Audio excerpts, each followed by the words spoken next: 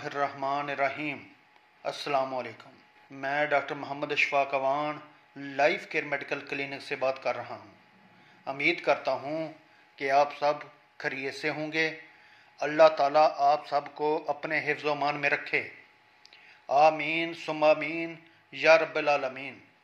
आज मैं आपके लिए मैदा की तेज़ाबियत, गैस और भूख की कमी के लिए एक बहुत ही ज़बरदस्त नुस्खा शेयर कर रहा हूँ। सौंफ 60 ग्राम, सुंड 60 ग्राम, दाना इलायची कलां 30 ग्राम, मलट्ठी 40 ग्राम, मिर्च सया 20 ग्राम, नमक सया 50 ग्राम, नशादर ठीकरी 4 तोला।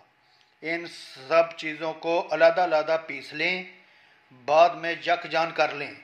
मकदार खुराक 1 चाय वाला चम्मच सुबह दोपहर शाम खाने के बाद लें। मैदा के तमाम मसाइल में मजरबो अजमुदा है। हर तरह से मैदा के अमराज से मजूस अफराद एक दफ़ा ये नुस्खा ज़रूर बनाकर इस्तेमाल करें।